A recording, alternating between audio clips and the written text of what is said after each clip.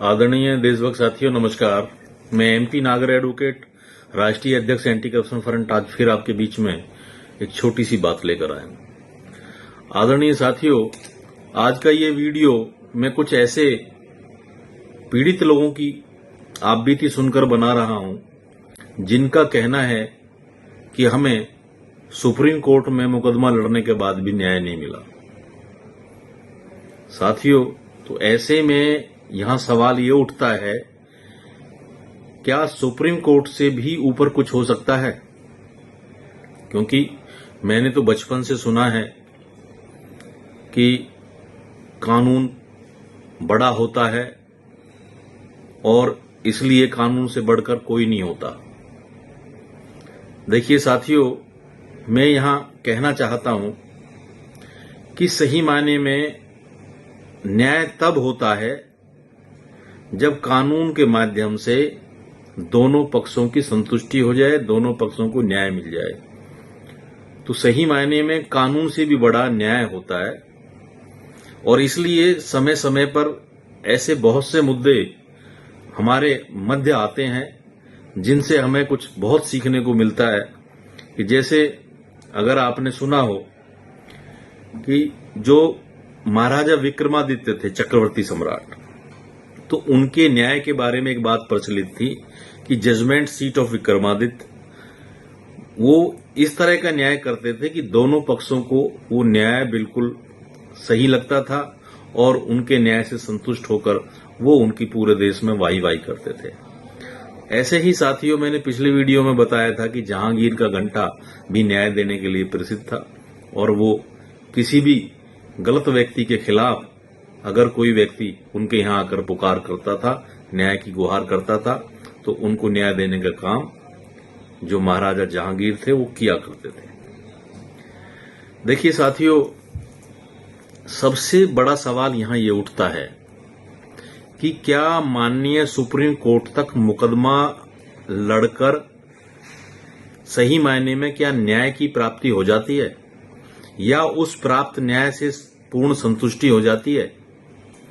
देखिए साथियों, जैसे माननीय सुप्रीम कोर्ट से जो व्यक्ति सजा याफ्ता है, उस दोषी को भी माननीय जो हमारी राष्ट्रपति हैं, जो महामहिम राष्ट्रपति जी हैं, उनके पास दया याचिका डालने का अधिकार होता है। क्या उसी तर्ज पर माननीय सुप्रीम कोर्ट के अंतिम फैसले के बाद भी न्याय पाने हेतु ऐसी दया याचिका का प्रावधान संविधान में शामिल नहीं होना चाहिए? ऐसी आवश्यकता आज देश की है, मेरा ये मानना है। देखिए साथियों, इस तरह का जो कानून है वो लॉ मिनिस्टर एक बिल के माध्यम से संसद के अंदर ला सकते हैं, क्योंकि जिन लोगों को माननीय सुप्रीम कोर्ट से भी न्याय नहीं मिलता वो व्यक्ति कहां जाएं। देखिए साथियों, सही मायने में मेरा मानना यह है कि एक पक्ष जो जीतने वाला होता है, जरूरी तो नहीं कि वो ईमानदार हो, और उसके जो पक्ष में जो फैसला हुआ है, जो फाइनली जो व्यक्ति जीत गया है, तो उससे प्रतिवादी भी संतुष्ट हो गया हो और अब उसका कोई इश्यू, कोई बकाया ना रह गया हो।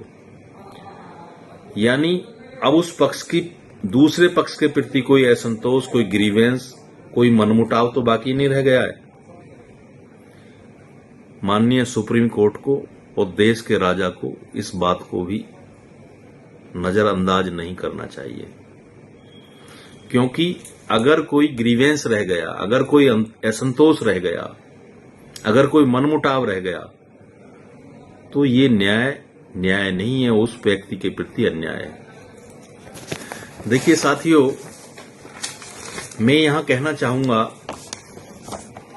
क्योंकि देश में जो मौजूदा जो न्याय तंत्र है वो फैक्ट्स और कंप्लेंट्स के आधारित मुकदमे होते हैं।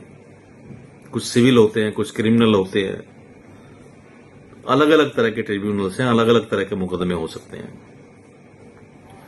और जो ज्यादातर कंप्लेंट्स द्वारा मुकदमे दर्ज कराए जाते हैं, जो स्टेट्स केस होते हैं, उनमें 95% मुकदमे ट्रायल के दौरान ही दम तोड़ देते हैं, जबकि सही मायने में उनमें 90% मुकदमे तो बिल्कुल ठीक होते हैं।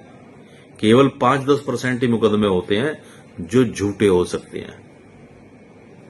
परंतु जो माननीय अदालतें हैं वो केवल और केवल 5% मुकदमों में ही सजा कर पाती हैं।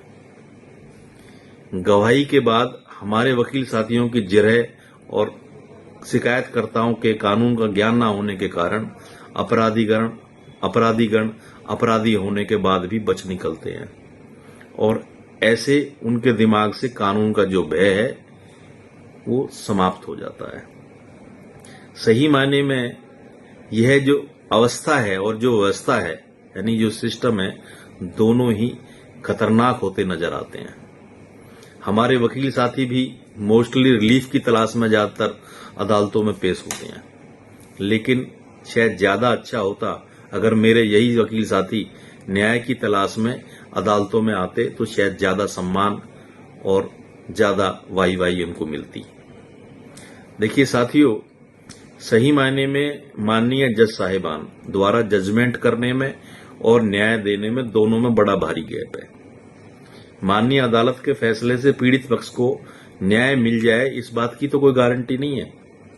इसलिए माननीय सुप्रीम कोर्ट के बाद भी एक ऐसा मंच, एक ऐसा फोरम सरकार को अवश्य बनाना चाहिए जहां फाइनली उसे न्याय मिल जाए और भविष्य में आवाम में रोष भी पैदा ना हो। साथियों, यह फोरम प्रीवी काउंसिल की तरह हो सकती है, जैसे इंग्लैंड में होती है, और इसके निर्माण हेतु कानूनविदों की राय भी ली जा सकती है, क्योंकि जो कानूनविद हैं वो और बेटर। आदरणीय साथियों, मैं जहां तक कानूनविद की बात करता हूं, तो कानूनविद से राय लेकर एक ऐसा प्रॉपर मंच सरकार तैयार कर सकती है जिसको माननीय सुप्रीम कोर्ट के बाद भी प्रयोग में लाया जा सकता है, और सही मायने में जो पीड़ित पक्ष हैं उनको जो न्याय है वो इस तरह से दिया जाए कि उनका कोई ग्रीवेंस बकाया ना रहे। साथियों, क्योंकि भरोसा जो पैदा करना है वो सरकार की नैतिक जिम्मेदारी होती है, और ये जो जिम्मेदारी है ये पूर्ण रूपेण राजा के ऊपर डिपेंड करती है, क्योंकि न्याय को तर्क के आधारित की बजाय तर्कसंगत बनाने की आवश्यकता है, ताकि लोगों में न्याय के प्रति एक आधार बने, एक ऐसा एक धरातल बने जिससे लोगों को सुलभ न्याय मिले।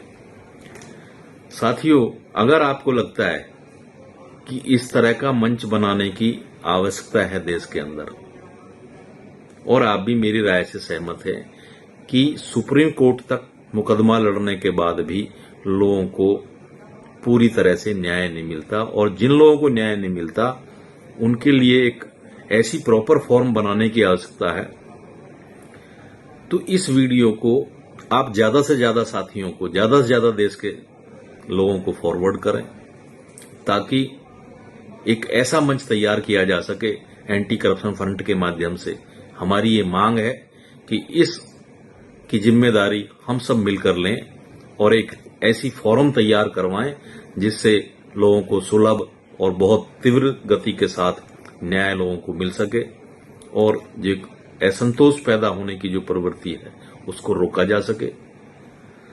साथियों, मैं एंटी करप्शन फ्रंट में शामिल होने के लिए आपको आमंत्रित करता हूं। मेरा मोबाइल नंबर है 9213347949। जय हिंद, जय भारत।